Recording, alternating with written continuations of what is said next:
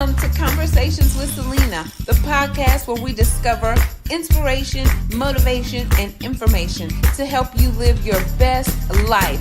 I'm your host, Celena, aka Sunshine, and each week we'll dive into conversations with guests who share their testimonies, insights, and advice. We'll explore topics that uplift, encourage, and empower you to be the best version of yourself you can be. So tune in and let's have some fun while we explore all that life has to offer. Keep it smiling, sunshine, and let's go. Hey, sunshine. Welcome back to another episode of Conversations with Celena. I'm your smiling host, Sunshine, and I'm super excited to be back. I missed y'all. I missed y'all so much. But yes, we are back. We are going to end this year strong. You never know what God has in store. If you quit, you're guaranteed not to get it. So we have to continue to push, and continue to pray without ceasing. Pray until something happens and then continue to push on top of that. All right, y'all. So listen, I can't even tell you. Y'all know how much I love being here in this space, but if you follow Sunshine, you know that I have been off at a retreat. The retreat was for survivors of childhood sexual abuse. So I'm back. I feel good. I feel healthy. I feel like I'm ready to continue on and end strong. So I'm so excited about tonight's guest. When I tell y'all I'm going to give her a public apology, she has been amazing, very patient, very understanding, very forgiving. And so I'm just going to tell you, that's how you know when someone has Christ on the inside of them, because they can love on you, they can forgive you, because they understand. Some of us act like we don't understand. We never been through anything before. So when you see something going on with people, pray for them. Let's pray for them and not be judgmental. So I just thank her, and I'm about to introduce, so y'all just hang on. I'm about to introduce her. My beautiful guest, her name is Miss Pamala Kennedy. She has traveled the world to have a better understanding of all people and the joys and many sufferings they have had to endure or celebrate. She has been a life coach and mentor of young women and has also served as a volunteer in organizations that work to help rescue and restore the helpless. Pamala is the author of 4 books. Her first novel, More Than Rice, was released in late 2011. It is a suspenseful story based on real characters of human trafficking. Her current book on dating and relationships was released this year in February, and it's titled, I'm Not Doing Stupid. Pamala has been a guest on numerous national radio and TV talk shows, many with over 1 million viewing audience. Miss Pamala has got a whole lot of story to tell, and I'm going to let her tell it, but she has a wonderful husband, a beautiful family with 7 children and 8 grandchildren, and she admits that is her most treasured accomplishment. Y'all, welcome to the stage, Miss Pamala. Woo woo! Wow, who is that girl? That be you. That's me. Oh. Well, thank you very much for that. Very wonderful. I'm not sure who wrote that. I think Ramona might have put that together for me, Miss Ramona. Oh, did she? Okay. Well, she had one, but that one's really, she's piffed it up. She told a lot of stuff, but anyway, thank you. And yes, we all have stuff. So sometimes I'm all over the place, and I want people to understand when that happens to me. So absolutely. We're together tonight, and we made it. We made it. Mm-hmm. And it is the perfect example of there's going to be obstacles. There's going to be trials and tribulations. But you just said it before we went live, like whatever is worth doing and having is worth working for. You have to work for it. It's not going to just fall in your lap. Mm-hmm. Oh, for sure. Yeah. And we have the enemy that is prowling around. It says, looking for the opportunity to get us down. And so, yeah, we know that, and we're supposed to be wise. And that's what we would pray for each other. We support each other. We have patience with each other. So I've been looking forward to this. A lot of my interviews are radio. And so I appreciate the opportunity to see someone face to face.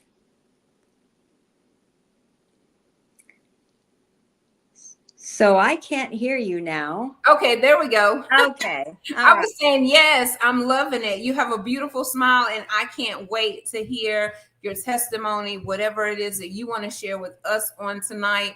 I'm excited. So, me and the audience are going to learn all of the wonderful things about you at the same time. Okay.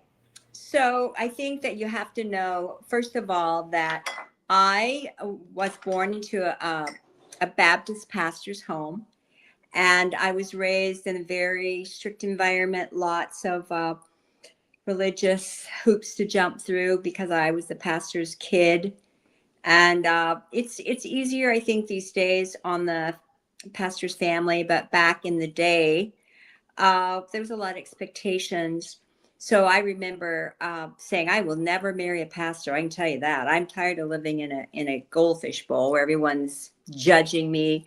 And so I started dating a young man that I met at a Christian camp, and we were young. I was 14 when I met him. He was 18. And that night he said, "I'm going to marry you one day." And I said, "Dude, I am never marrying you. You're way too boring." And well, I would 4.5 years later, I would marry him. His name is Richard Kennedy. And he was going to be an architect, had a full ride scholarship to Cal Poly in California. Big deal.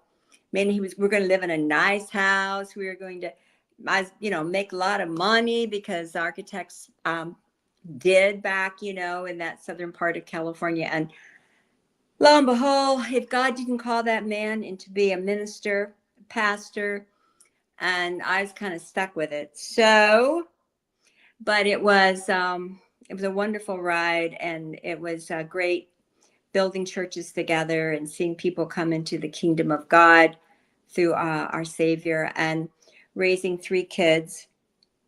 And our oldest was a challenge. Everyone that has a child that you've raised in the ways of God, but boy, they just have rebelled. And our oldest did that. And there's just a lot to be said about that. I mean, we're talking 14, she's climbing out the windows, y'all. So it was hard. And we had a large church, and, stuff like that doesn't go down very easily. And then when she was still a teenager, she left home and started living with a girlfriend. And then she knocked on our door about 4 months later and says, "I'm pregnant." And she moved back home, had that little baby girl named Chelsea. And we brought her home from the hospital. I was there when she was born, and April left me with a newborn. So that's how we started.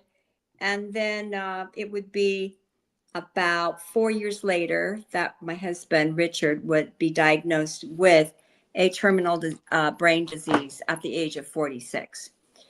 So that happily ever after story wasn't so happily ever after. And so one of the things that I have been speaking on a lot lately is the book that I've written called Until the Last Promise. It's about Richard's disease and caregiving. And it's a beautiful story of that whole journey of his diagnosis and all that was going on. It was chaotic, Celena, with a brain disease. FDT was just something that actually Bruce Willis, the actor, has, and it's very, famous now. This disease, frontal temporal dementia, is beginning to have all this press because somebody famous had it. But my husband had it at 46. And he passed, he had this huge church, and people began to see all these different personality changes. But, people with brain diseases don't know they have brain diseases. And it's very frustrating. So anyway, it was a difficult journey just to get him diagnosed. But anyway, that is this book has been made into a movie that is just now out on streaming channels, and it's going. It's by the grace of God, it's going well. I had no idea it was going to ever be a movie, believe me, but a movie producer found me and said, I really want to produce that movie. So anyway, that's the How did you start of the start story. writing? Now that it's moved into a movie, your book, how did you even start writing? So did you one day want to be this? Oh, no, I had told the story. Miss Maya asked me um, about how, she said, how'd you become an author? This is before we started the show. And it was, I said, Richard, my husband, Dr. Richard Kennedy, had 4 earned degrees. And my job was to entertain the family and throw parties for the staff and make life beautiful and happy for everyone. Yeah, I was kind of like the Peter Pan of the twosome. And I quit college the end of my sophomore year to start work to give to so he could finish one of his other degrees, his second master's. And so I didn't have a college degree, and I'd never worked outside of our home and the church. I volunteered all the time. As you know, if you're in ministry, and the pastor's wife usually doesn't get paid extra. They get the 2-for-1, right? Churches get the 2-for-1. But anyway, we had a really great marriage, and people often would say, "Oh my gosh, you guys have such a beautiful relationship," and it worked really well. We grew up together, and so I began to be asked to speak at these women's events. And I'm kind of an entertainer by nature, and so one time I was speaking at the Southern California Women's Retreat, and there was a publisher in the audience, and she came up and said, "If you write that, it will sell." And I said, "I don't write. My husband writes. I don't write. What are you talking about? I don't even like to spell." And she said, "Hey, we have editors to turn it into a perfectly written book. We want your ideas." And so I was actually published before my brilliant husband with 4 degrees. And because God has such a sense of humor. Yes, he does. Yeah. The entertainer that doesn't want to spell or write Nope. has now 4 books, and you have 2 movies. The one that you spoke of, that More Than Rice, is it has a contract pending on that, but it's trafficking is very hard. Any book or anything on a movie on trafficking is hard to raise money for. And I know people understand that, because there's so many people that don't want the bad press. In fact, people in Hollywood, so many of them have their fingers in the pot. So anyway, that book is it's a beautiful story. Whenever Richard and I traveled on mission trips to India and Malaysia and Manila and Tokyo, I met all these amazing women that had a story to tell about when they were younger and the things that happened to them. And so I wrote the book More Than Rice based on some of those true stories, and it's a page turner. So we'll see what God wants to do with that movie. They have to raise money for it. But this one is out now on streaming channels, and it's in 2.5 weeks. It's already been seen by 210,000 people. And what's the name of that one that's on streaming? Until the Last Promise. Until the Last Promise. If anyone wants to see that, they can actually Google it on YouTube. The streaming station is actually christianmovies.com, and they have put it on their YouTube channel, and it is going all over the world, and people are just there's so many comments that it's just beautiful to me. I mean, I'm blown away. Do you know how many 210,000 people are in 2 weeks? Wow. Especially when you're not expecting it. Like, you know what I mean? No, Yeah. no. You I'm just, like, oh God, whenever the movie producer said he wanted to do it, and I said, no, I'm not going to live through that again. I am not. But I won't let you begin to produce this movie unless I'm there for everything. And besides that, I want to write the script. And he said, okay, okay, okay. And I'm like, well, he's giving me everything I want. So anyway, I got to help pick out the cast. I mean, if I liked them, I didn't like them. So it was a very good experience, but it was really hard to relive those moments. But it's a very beautiful, and it's done so well. The acting, Dean Cain, Kevin Sorbo are in it, and they have done a lot of Christian films, and they have helped make it pretty wonderful. So that's that story. from ordinary to extraordinary, right? Yeah. Well, actually, there's a book out there I wrote. That's the fifth one. It's called Extraordinary Life.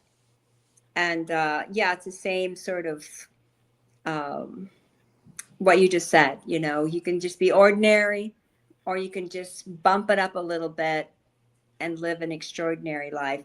You see, I didn't have to say yes to this producer who found me. Me, the little Peter Pan. First of all, when you put yourself out there in a book, and if you've written, the minute you get something in writing, you can't retract it and say, oh, I didn't say that. Oh, yes, you did. It's right here. And you know what? And I think that's what keeps a lot of us from putting it down on paper. I know for me, it's Maya can tell you, she asks me every other time I talk to her, Miss Sunshine, you start writing yet? Girl, mm-mm. And it's not even that I'm in the same headspace that I was before, because I think prior to my current situation, I was always afraid to write it because I thought somebody would find it. Like, I always wanted to journal and have a diary and all this kind of stuff, but I was always afraid that somebody would find it. Then you're going to have to explain, and it's in writing and you can't take it back. Mm-hmm. But then once I started doing, the lives and stuff and sharing it here, Uh-huh. I was like, uh-oh, Mm-hmm. did I say that on? Right. I Yeah. can't take it, I can't take it back. And Right. it's just been several scenarios like that it's like, it's too late. Like, you're gonna have to go all in. And I wanted to share with you, I meant to bring that thing in here, but last night I was supposed to go walking with this girl, and she sent me a text message like Sunday, I think it was, because it was after I had talked to you, I believe. And she said, hey, I know we were supposed to go for a walk, but I'm going downtown. My friend is singing for an event for orphanage and sex trafficking. So the man that was there, he was speaking on it, and he has like safe homes in different places and orphanage. And he was just talking about the funding, like how people are helping the organization. And so when you were talking about the funding for this, yes, it might be hard, but just like God does everything else, he can put those right people in your path. And so the man, as he was talking, he said, you need to pray and ask God to bring the people in your life that you need. He said, and some of them might be in this room. And it wasn't a lot of people, but just to hear some of the stories, it really is heartbreaking to know that just how massive this is, and how many people go missing, children and Yes. young girls and stuff. It's crazy. Yes, it is. And so whenever we get off, I'm gonna make sure that I send you his information, so that if you don't know him already, but you may already know him. Okay. Yeah. Well, it's we are to be children of obedience to the things that God would require of us. He wants to bless us. He wants to show us the best life. We don't have to say yes we can be afraid. I was fearful to tell our story because it's very personal. And I talked to all three of my kids before I actually signed the contract because I wanted them to know and get their approval because my kids are grown and it's their story too. And it's not beautiful. Their dad went from brilliant leader of the family and this church and school to me having to, treat him like he was a child. And, just he would forget and he would get angry and he was impatient and he, just couldn't remember, that we just ate and it was hard because Aaron couldn't bring friends over to the house anymore. And, he was just, so there was very hard decisions. And to bring people into our life I didn't want to. I really didn't. It just didn't seem like, why would you want me to do that, God? I mean, isn't there enough stories about heartbreak? And he said, it's about my faithfulness. You have a story about my faithfulness. It's really for you to tell. You can do it or not. There's blessings on the other side. And so after 7 days, my mentor, I talked to him the day that the man offered me a contract, and he said, put it down for 7 days. And if God wants you to do it, he will change your heart and mind. And I said, I can do that. I can do that. And in 7 days, I got up. I went to my office, opened my computer, and I started writing.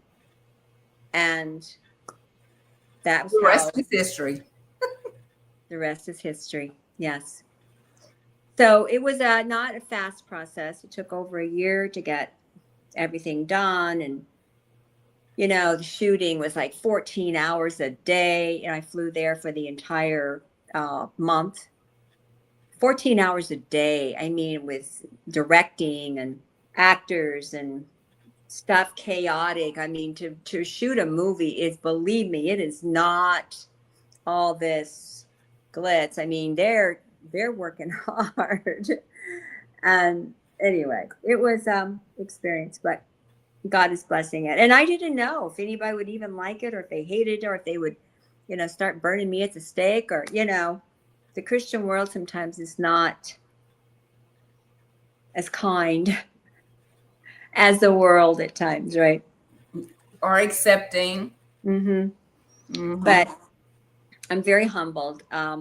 If you go to the name of the book and the movie, Until the Last Promise on YouTube, you can read the comments. There's like 300, and they're from everywhere, and it's very humbling. It's very big blessing to me that our story is used to help them in their life or inspire them or have them trust God in ways that they've never even imagined they could.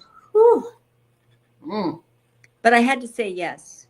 I had to be brave. And I didn't want to. I don't consider myself a brave person.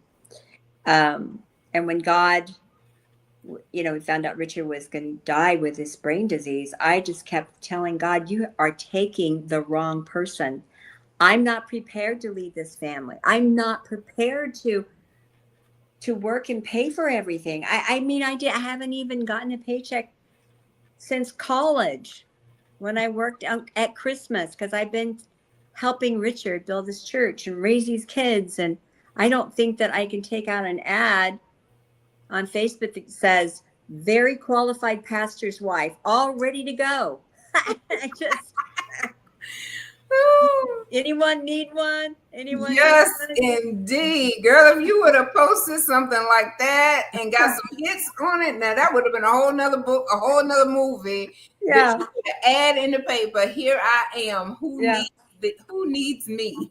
Yeah. Because believe me, but I didn't know how I was going to do anything else. But I ended up going back to college. God led me to bring my family to the Midwest, Oklahoma, which is where I live now. And I lived in Northern California my whole life. Mom and dad retired here because, like I said, my dad was a pastor. He and mom came back to their roots, and it was in Oklahoma. I knew about Oklahoma because we would come here to visit his mom and dad and brothers and stuff. I hated Oklahoma. And my brother and sister, I'm the middle, they loved it. My brother would ride horses, and my sister she loved the country. And I would say, when is this vacation over? Who would live here? That's what I said. Because you like that city life. Who would live here? What is there in Oklahoma? Oh, God is just up there like, girl.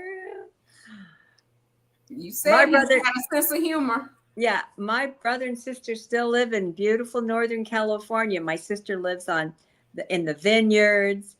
My brother is a pastor in Sacramento. They are loving it, and I am in Oklahoma. Oklahoma. And it's just funny because they liked it, but they're not the ones here.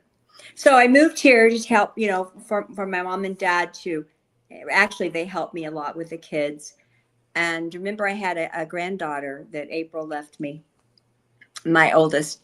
So she came with us, and it's just all that story is just so big and so huge. How God brought me here, I thought would be 2 to 4 years because of his illness, and it lasted a lot longer. And so my kids, my babies grew up and graduated from high school, graduated from college here, and they wanted to stay. And I'm like, I can't leave them in Oklahoma. I drug them here when they were teenagers. So we're all in Oklahoma, and it's good.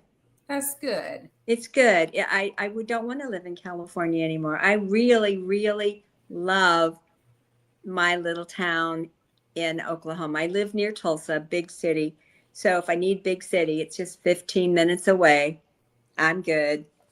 I have to come over and see you one day. You live in Texas or something like that? Oh, I was in Mississippi, but I'm in Iowa. Oh, okay, up above me. Yes. All right. Okay. So, hurry up, get your dog. I was gonna ask you, like, I know that you were talking about like the struggles and how hard everything was. But how did you manage to maintain a positive mindset and like just not give up? Because so many people start to question God, like, God, why? God, I can't believe it. Like you said, you was like, God, this is the wrong person. You know what I mean? Mm-hmm. I cannot lead this family. But look at you and look at everything that you've accomplished. Look at where you're living now. Like the whole thing is just unfolding. Mm-hmm. But how, even in the midst of all of that, were you able to not give up and to keep going? The only answer I have for that is I knew that I needed supernatural to get through this. And I didn't know how long it was going to be. I would have, if we know the whole story, none of us would complete anything, right? That's why we don't have the whole story for anything.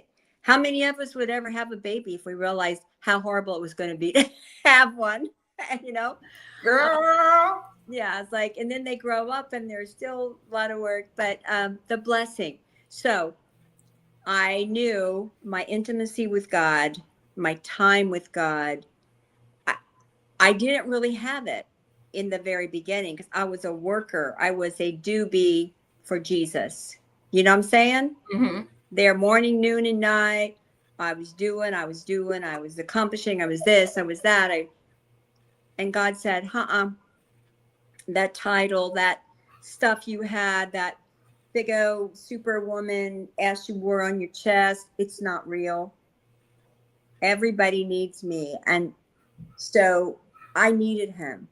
I needed him like air. I needed him every day to stay up, to stay positive, to be there for my kids, because I just didn't want to let them down. Mm-hmm.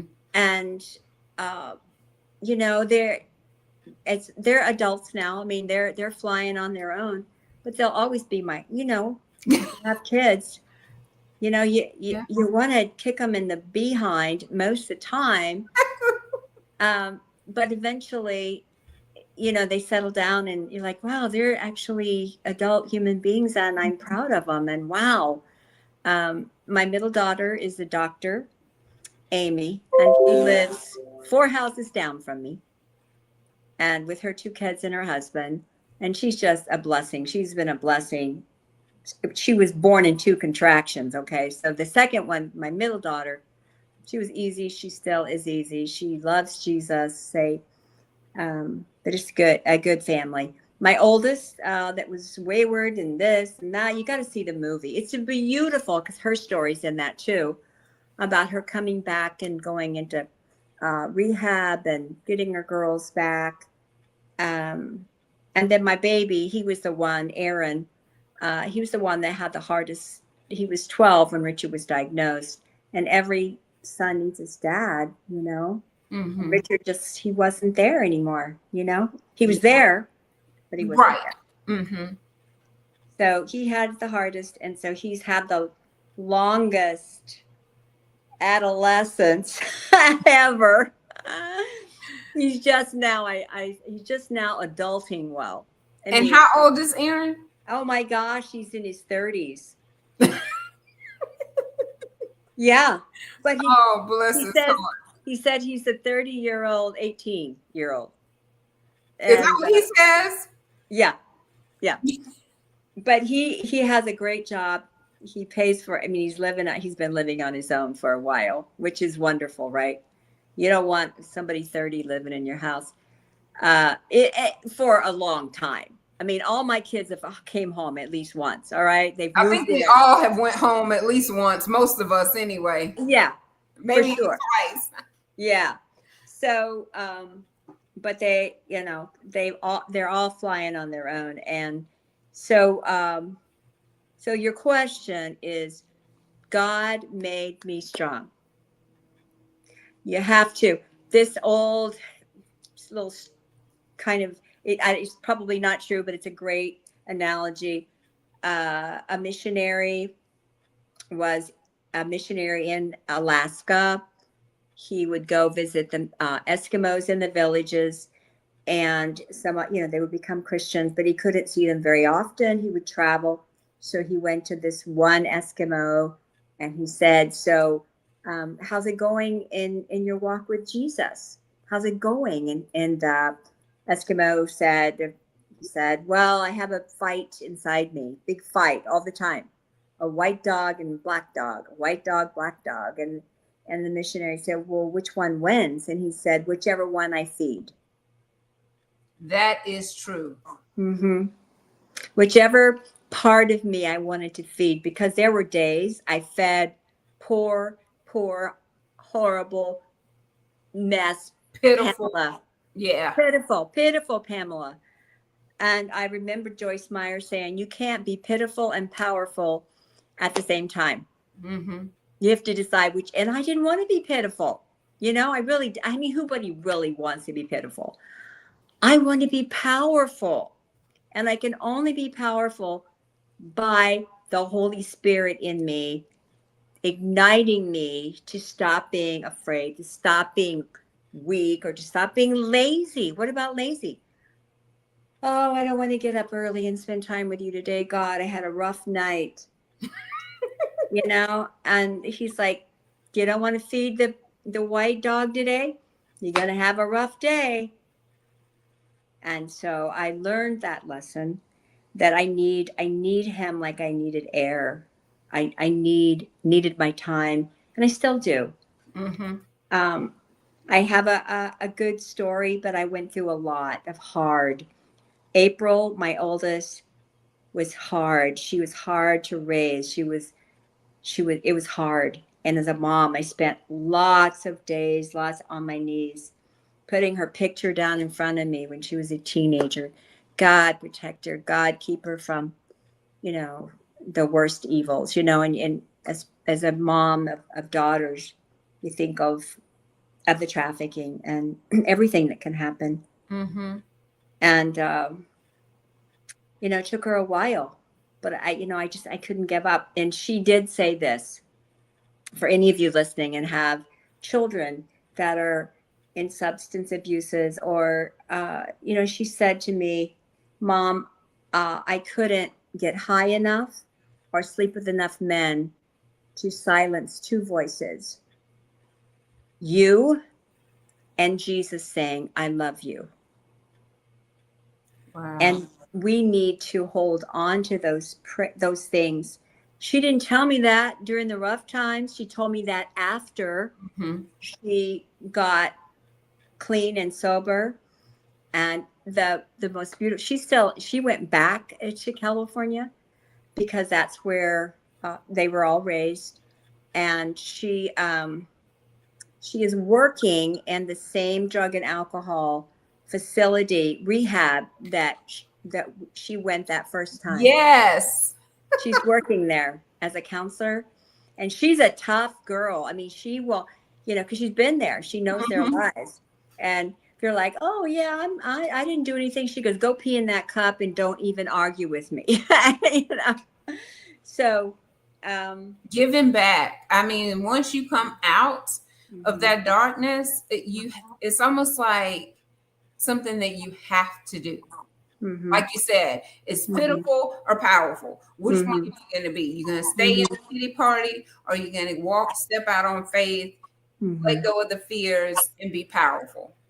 And God wants to make us real. We read the Bible and the stories of families in the Old Testament. They were all dysfunctional. I don't know why any of us think that we can have this perfect family with no stress or no issues or no. I mean, it seems so dysfunctional, even in the New Testament too. The things that God required of Abraham waiting all those years for a promise. What I was trying to talk to Maya about is God's plan is rarely how we see it in our minds unfolding. Whatever it is in our mind, it rarely looks like that. Mm-hmm. And it always takes longer than we ever imagined, ever. But it's always bigger than we can ever believe when it all happens. And I believe that. But you have to keep believing and trusting God. And sometimes you can't see him all the time. You just have to know he's there. Mm-hmm. I know I heard someone say something like, you don't see the air, but you know it's there because you're breathing it in, And so when we're in those seasons where we feel like, God, I just can't see you, I can't hear you, you just Mm-hmm. have to trust and believe that you're here with me, going right along with me every step of the way Mm-hmm. through this thing that I'm going through, or things, multiple things. Mm-hmm. Because it's really like you coming out of one thing to go in another. It is constantly, It's yeah. constant in and out. And so it does get hard and it does get discouraging. Mm-hmm. But, I want to keep having these shows because your testimony is such a bright light in such a dark place, from your daughter to your husband. And I know you're giving us just a little snippet of what really, all happened, because Yes. there's not enough time in a show to get Right. it all out. Right. But Mm-hmm. it still leaves so much hope Mm-hmm. in a dark world because, Mm-hmm. honey, Mm-hmm. you could stay curled up in the corner in the fetal position in the dark, Mm-hmm. sucking on your finger. Mm-hmm. As much stuff as you go through, Right. I don't even want to face the world. I don't even want to face myself. Let me just stay over here. But Mm-hmm. you got to come out swinging. Mm-hmm. You have Exactly. to fight for it. Yeah. And our voice, our own voice, is powerful. And Mm-hmm. that's why we are told to speak. Speak. Speak those things which are not as though they are. Amen. So by faith, Abraham, and we So I know that stuff that comes out of my mouth is powerful, and Mhm. I hear it. And our voice is the most influential of any voice we hear, Celena. It is. And psychologists will tell us that uh, our own thoughts, our own voice will make or break us. So, whatever we are thinking, we are actually going to end up saying and doing. So, if I was having these negative thoughts, I would start speaking good things. Mhm. So, when I felt myself going down that road of fear, Mhm. and oh my gosh, how am I going to because April wasn't finished giving, she right before we moved to Oklahoma, she had another baby. Her name is Jewel. That's a whole nother story. That baby was born at 2.5 pounds, addicted to cocaine. Oh So, no. thanks to April. So I had a coke baby. I had a 3.5-year-old. I had a freshman in high school, a freshman in college, a daughter wandering around doing God knows what, and a husband who was terminally ill when I had to move to Oklahoma to figure out life here for all of us. And it was by the miraculous power of God that I could get up in the morning. I mean, I hadn't had to get up and do bottle feeding, changing around the clock, and then get my son ready out, to school, and then make sure my daughter as a freshman in college had everything she needed. I mean, and then Richard was it was like a circus all the time, like this. Mhm. And but God provided every inch of the way.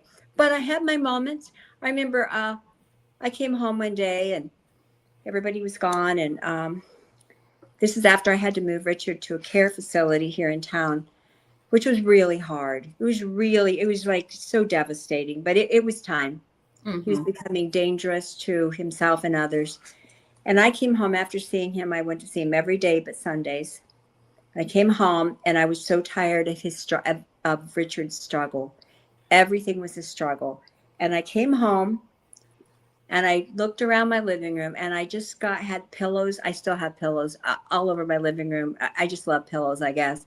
And I started throwing those pillows and screaming to the top of my lungs at God, just screaming. And I kept saying one word: enough, enough, enough. And I was screaming. And he was just, I felt him saying, go ahead, baby girl, just keep on. Go ahead, let it all out. Tell me how you feel. And Oh I did man. until I was worn out. And then I just fell down and said, by your grace, you'll help me through another day. Mhm. But yeah, I threw some pillows, let me tell you. Wow. And you do have to have those moments. Like it's a release, because it's like if I don't release, I feel like I'm gonna Mhm. break or pop or explode or slip. Like you're trying to keep your mind from slipping because it's so overwhelmed, Yes, and it you is. don't always know which direction to go in. Mm-hmm. Like, what do I do? And you pick up the phone sometimes to call people, and no one answers. It's Mm-hmm. you're not supposed to answer. Like, this conversation is for you and God so that He Yes. can lead you. And one thing you said in the very beginning was about obedience. And I promise you, that's what we struggle with. A lot of us just struggle with that being Oh, we obedient, do. you know? Yes, So absolutely. fortunately, you didn't have to say yes. The man just came, and everything you wanted, everything you tried to say, thinking he was going to say, no, I'm not going to be able to do that. He's like, sure, I can do that. Sure, I can do that, you know? So Hmm. that Well, part of the journey you were able to walk into. well, my Brian, the man I'm married to now, God just orchestrated that early on. I met him 20 years ago when I moved to Oklahoma. I bought this larger house because I had a gazillion people. Where are we all gonna live? And I came from California and cashed out on our house there, and I'm like, how am I? Well, she's going to take care of this big old yard, because in Oklahoma, I was like, look at all this room we can have. And so we had this yard. And so I met Brian one day at a Panera Bread having coffee. And he came in and I was reading my Bible and different things and writing. I had my computer out. We began to have be friends, and I found out he's having some issues with his marriage, and I gave him my first book on marriage, and he came back a couple of days later and he said, my wife would like to meet with you if that's okay, and I said sure. And so I met with her, and we began to do some mentoring sessions, and um, he said, can we do trade? I'll do your yard, and you can continue to meet with my wife. And I'm like, that sounds great. So I met him as a friend years ago, and know his kids and his now former wife. And she's she is a person that really enjoys being alone, and to this very day, she enjoys that, just her aloneness away from everybody. And Brian is total opposite. I mean, he is the most touchy feely, kissy, huggy, you know. Mm-hmm. And so some things just won't work out in a marriage, no matter how hard you try. But so when we got married, I did tell Maya, I said, that first year I thought we're going to kill each other because yeah, his previous wife, she's quiet, and she didn't really talk about things that annoyed her about him. She just liked to be left alone. And I'm like, that's annoying me. And he's like, what?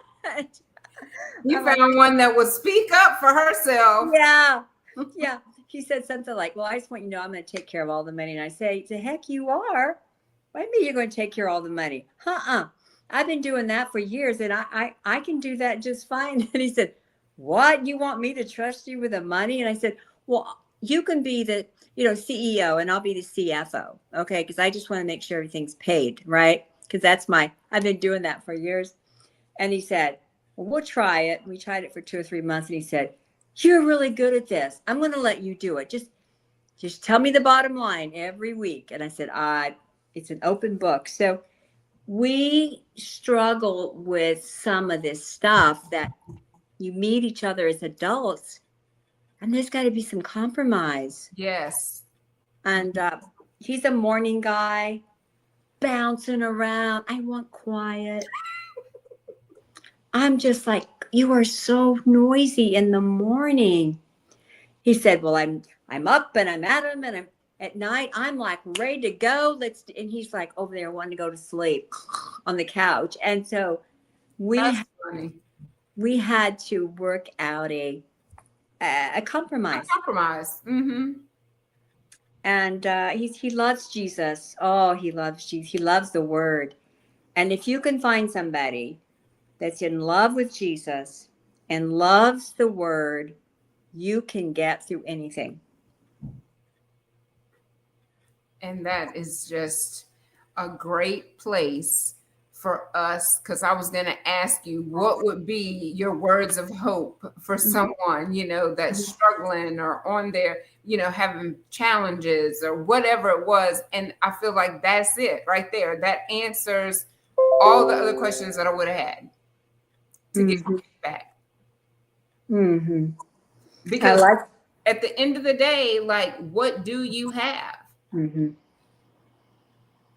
The material things, that's going to pass away. It does. And did I see position and who I thought I was in California? Mm-hmm. The first lady on the front row with handsome Pastor Richard. I had that. Now I go to church and I'm like nobody. I mean, you know what I'm saying? I mean, Right. I don't have my status. I have friends and the staff know me and stuff, but I have no status. I go and I sit and I worship and I'm friendly, but I mean, you have to let some things die that aren't important anyway. you probably enjoy life even more because those titles, they Mm-hmm. bring additional stress. Like people are Mm-hmm. looking at you for specific things and to live a particular way and be Mm-hmm. there for their beck and call. You know, they baby born, they want you there. Their daddy Mm-hmm. passed away, they want you there. Like Mm-hmm. it's so demanding It that is. now you can really just look inward and focus on you and taking care of you. So, you know, you've had it and you know what Well, it's about, and it's not important to you at this stage. well, God has shown me. First of all, I thought that my importance would always be to support a man in my. I would never be the lead in ministry. I was always the cheerleader. Mm-hmm. Go, baby, go! You can do this. Oh, that was a great sermon. Oh, you're going to go where? You're going to go speak here. Oh, that's wonderful. I'll pray for you. And and so whenever Richard died, I kept thinking he's going to send me. You know, I was wondering how Franklin Graham's wife was doing. Was she getting sick? Because he might need me. Or just crazy stuff like that. Because I imagined that I would be with someone that was a mover and shaker for the kingdom, right? Because I was a really good cheerleader, and yeah, those people never showed up. you know the pastor that I was ready for, God, he was like, I have other things for you. Be at peace with what I have for you. Mm-hmm. And so I felt the last couple of years, I'm like, God, I'm really not doing very much for the kingdom. I want to be, I'm praying for open doors. And, I've always felt like he called me as a teenager to speak to the nations, when you feel that in your soul. And he just like, just wait, baby girl, just wait. And I kept thinking, God, I keep having these birthdays. I mean, I don't know if you're aware uh, how Time is old passing, the clock is ticking. I'm getting here, but remember, I have an expiration date. uh, and I'm sure he would just laugh at us, right? Because he's shown us that he can accomplish something in seconds. That we can work and work and work and try to. Speaking of suddenly, just Suddenly. like that. Mm-hmm. And then, and from this book and movie, in 2.5 weeks, 210,000 people were touched by our story because I said yes to God. I'll say yes. And maybe it would have been, in his mind, if we're doing what he wants us to do, 10 people, if we have 10 people, like I tell this story a lot, who led Billy Graham to Jesus? And I used to know his name, but that was his only real significant thing in life. He invited him to a crusade, tent crusade, and Billy Graham was saved. And that was his thing that he needed to make sure he did, right? It was what God had an assignment for him. So whatever our assignment is, whatever God is telling you, me, our other sisters and brothers that might be listening, God has assignment for you. And it may be, we think it's little. We think it's a little thing, but God sees the big picture. We just have to be willing to say yes. So, I'm going to go back to your 7 days. I think because a lot of times when I speak to people, and even include myself sometimes, it's the clarity. Like, you're like, God, am I supposed to be doing this? And so Mhm. you left it alone for 7 days. I did. On that seventh day, you got up and there she went. You know what I mean? You went to work. Right. Um, so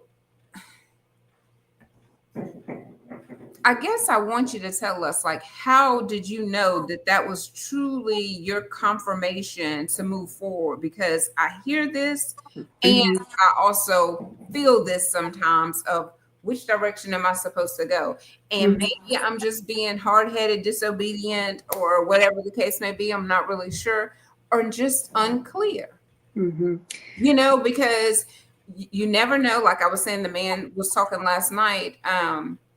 You never know what rooms you're going to enter that's going to change your life. Like you thought you were going left, and Mm-hmm. now you're going in the opposite direction because this door opened and you were able to walk through it in rooms that people didn't think that you deserved or were qualified to be in. Mm-hmm.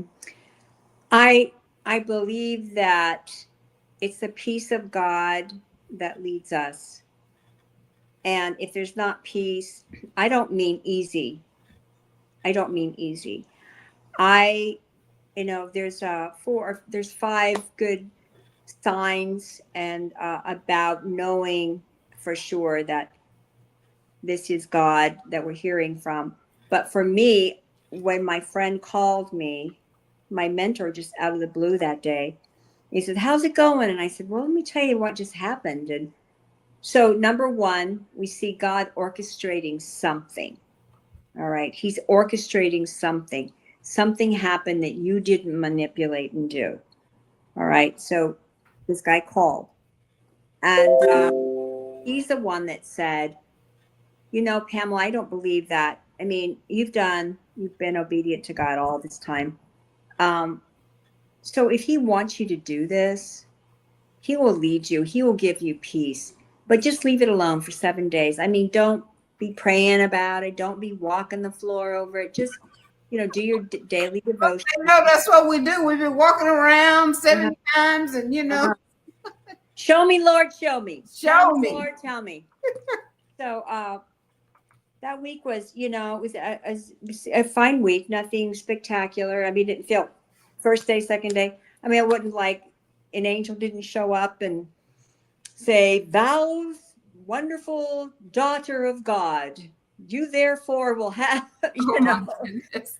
yeah, it was, yeah. So every day, I mean, like I, I was waiting for something, but I was still determined. I don't feel like I can do that. I mean, it wasn't like every day I was changing.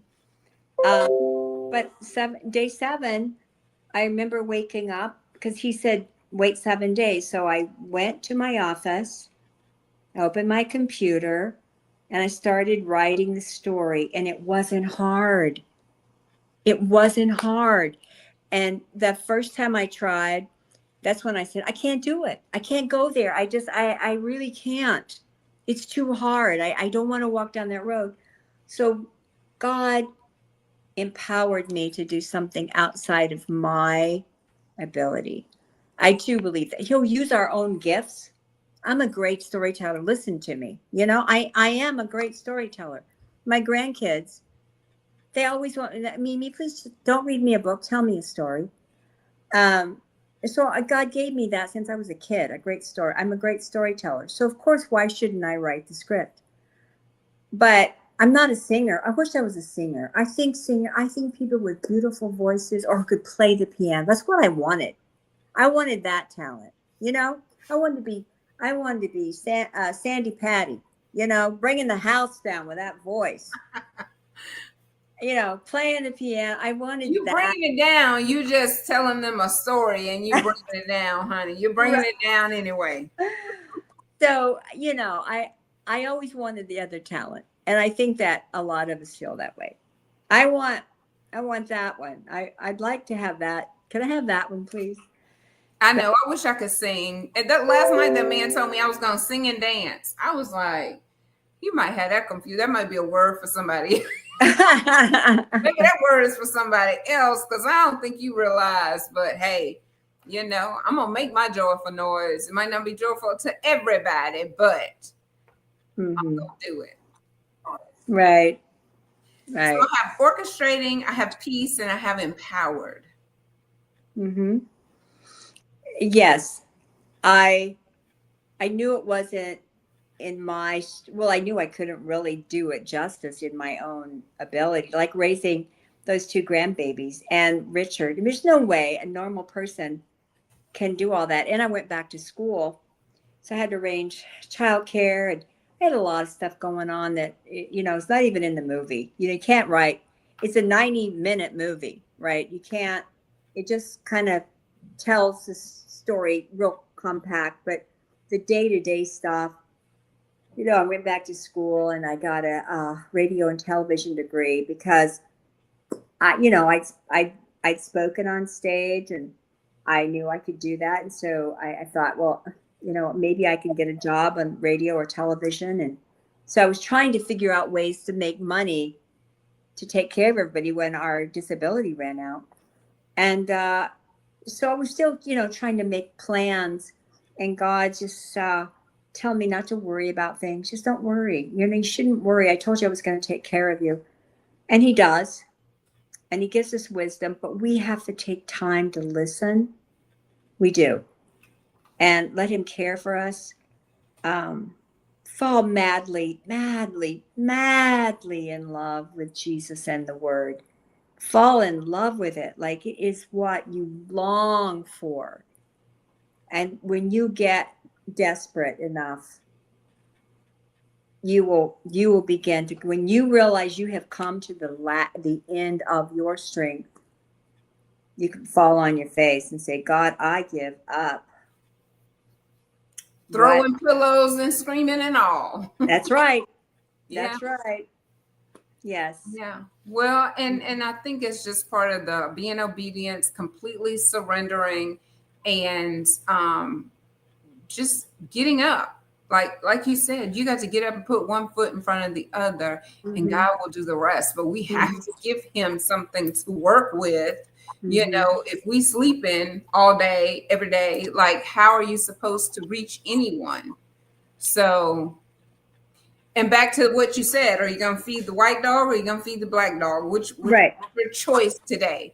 Right. And I, to this very day, there could be a dark cloud come toward me, especially in the morning when I'm waking up and just, the enemy, he knows triggers.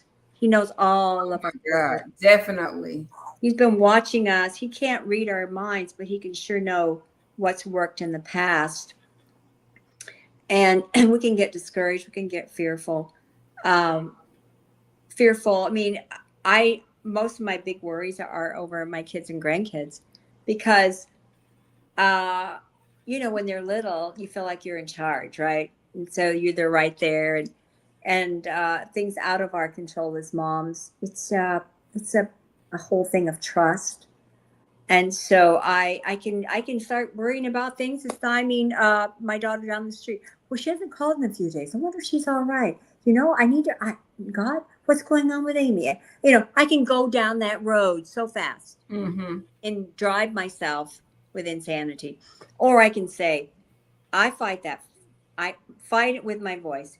Lord, I thank you for Amy down the street. She's such a busy young mom working. I thank you that she loves you. And I start speaking. And you know what? All of that fear kind of stuff just goes away. But I've got to say it. You say it by faith. You get rid of or the money or whatever. Other voices. Right. The trigger, Satan's, whatever the trigger is, whatever he can do to get you down, me down, our brothers, our sisters, our vices, our weaknesses, food, sex, money, control, obsessed with our all of those things. Yeah, eating disorders. She just goes on and on. It does. That the enemy has held us in bondage. Anxiety is a huge thing today. It is. And people are on more anxiety medications than ever before. And anxiety it possesses you. And it's nothing to shrug off. But we get ourselves there through a process. You went through a sexual abuse of some sorts when you were younger. And I think all of us have had some trauma of some sort that still lingers, It's that that mhm. that can terrify us. We can go there and live in that shadow. Um, so it's a trust God, it's a speak over, and I'm not opposed to medications to help people get through things, if for a short period of time, while God is healing your chemistry in your brain, and that's fine. But we don't want to become dependent on Dependent that. on. Mm-hmm. Hmm. Yeah. And I think a lot of people are misdiagnosed anyway. Like you just go to the doctor and they give you what's common. Like they give you what the pharmaceutical companies have been giving them. They just hand it over to you like candy. And that causes a whole nother problem. Yes. Become Oh. dependent on Oh. painkillers, on all sorts of things, the anxiety medicine, oh, I Mm-hmm. got to take my medicine. Like they can't function Mm-hmm. because they didn't have their medicine that day. And that's not the case. And that shows the dependency if you feel like, oh, I just can't do it because I didn't take my medicine. Now, some medicine, you do need it. You can't just stop it. But, I just based on things that I've been hearing too, we can change our life. We can change the way that the trauma has affected our brain and our behaviors. Mm-hmm. And right before this call, I was on the call to become the group leader for Sapria, which is the retreat that I went to. And that's what they were talking about, how trauma affects your brain, but how you can go through the process of retraining your brain Yes. basically so that you can live that healthy life that God intended for you to live before someone or something tried to come and rob you of the life that you are deserving of. Exactly. So you got to stand up and you got to fight. And I mean, because I've been telling the Lord, I said, God, I want my beauty for these ashes. You can have these ashes. Mm-hmm. Give me my beauty, Mm-hmm. Mm-hmm. baby. Mm-hmm. So, yeah. Bless you, girl. Well, thank you so much for coming on and sharing your story. So, give us, before we close out, one more time the names of the book, the name of the movie, and how we can actually go watch the movie. I'm turning it on tonight. All As right. soon as we get off, I'm going to turn it on. I'm gonna run it up the number one more time. It's gonna go Okay. All right. So the name of the book and movie is, it's actually this, you'll see this on YouTube, Until the Last Promise. Can you see that or not? Hang on. Yep, I see it now. Mm-hmm. Okay. All right. So this right here is actually what you will see on YouTube. Okay. Until the Last Promise. So you'll recognize what right there. Yep. Anyway, and it's I don't know how long christianmovies.com is going to keep it up there for free, but it's been up there 2.5 weeks for free, and I have obviously over 200,000 people have watched it. Mm-hmm. And obviously christianmovies.com is using it to get maybe some, because you will look at some of the other movies that they to join their program or whatever, and they have good movies. So but I don't know how long it's going to run there for free, but I really encourage people to watch it and then comment, because I'll read it. That's right now going on. And the one on human trafficking is called More Than Rice. More Than Rice, and it's a page turner. It's an easy read. And then this is the one on marriage relationships. I'm not doing stupid anymore. It says anymore. So those are those books that I you can find on Amazon right now. So and my name is Pamela. It's up there, right? Pamala Kennedy. And I am remarried. I have another last name too, but all my writing and everything is still under Pamela Kennedy. So Do you anticipate another book or two? oh yes, God, but I know that God. will bring it around. I think that when we try to we try to make something up, or we do something and we ask God to bless it. That's always hard. I think probably one of my books, Extraordinary Life, I Mhm. think that was my idea because I had a lot of friends that would ask me the same questions. And so I wrote that. I think I probably just wrote it for some friends because I never felt anointed in that book. I think that one was my idea. And it really hasn't sold that much. It hasn't had that much success, but it was a good exercise for me. So I did it. But the first one, Where Have All the Lovers Gone? That book, oh my gosh, it was totally God. I didn't want to write. I hadn't thought of writing. But since then, the opportunity to write my story has come up. And I don't know what the next book will be, but God will let me know. And, Yes. I'm working on a few Bible studies. I volunteer for a global organization, Jesus.net, and it's a worldwide outreach that has hundreds and thousands of people all over the world in different languages telling the world who Jesus is. So I do some writing for them, and I enjoy that. I get to I was e-coaching a Muslim around the across the globe, and just this last week by email, by on their website, and it was just refreshing to witness to someone, you know, halfway around the world about Jesus. So I just feel like there's so many ways now for us to use our gifts. Just Yes. mhm. And the World Wide Web definitely makes it possible because Oh yes. events, you used to have to catch a flight, go there, Hmm. be live in Hmm. person, and Hmm. now you can do multiple in a day if you Yes. have to, just by logging into your computer. Oh, And I know. so it's like we really don't have an excuse not to get things done.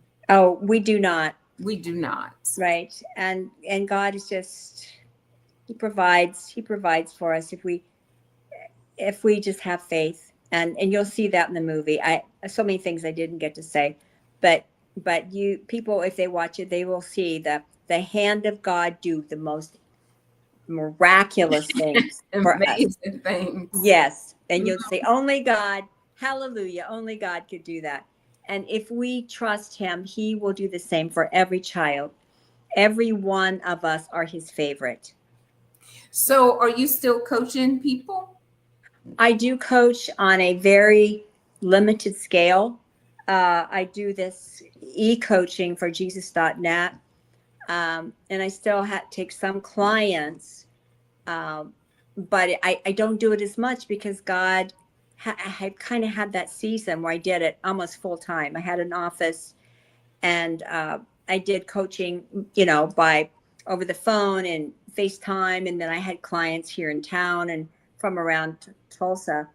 But that was a season. That was actually before I married Brian. I did that for a couple of years when we were married, and then God called me to a different season. Mhm. And between the two of us, we have 7 kids. Now they're grown, married, except my son's not married. Um, my gosh! And then we have mixed grandkids. I mean, his grandkids, my grandkids, and they're all little people running around being crazy. And so I'm we're busy. Busy being Mimi, and he loves being Papa. He still works full time, and I'm glad because that gives me some time alone. And the Hallelujah. reason that I was asking is because, your coach called you and was able to advise you. And so I just really wanted to say, we need a coach, we need a mentor. So if you really are struggling and you want to go to the next level, get you that cheerleader. Get you a Pamela in the background that's Mhm. going to be that cheerleader telling you, you got this, honey, you could do this. Absolutely, you're right. You're right. Until the Pamelas get pushed to the front and no longer the cheerleader in the back. Right. Oh my goodness. Yeah, I've been there. Woo.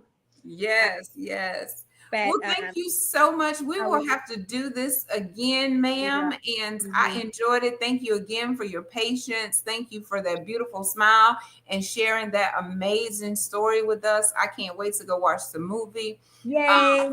Yes, I cannot wait. But I'm gonna have to call you, see if you want to coach me. See if you want to be my coach. All right. Well, we will talk about that, young lady. I know, right? We'll talk about it. All Um, right. Well, thank you so much. Y'all have a great night, and we will have to do this again, Miss Pamela. Thank you so much. It's been such a huge blessing. Yes, you hang tight, don't hang up, but y'all go share a smile and spread some sunshine. Until next time.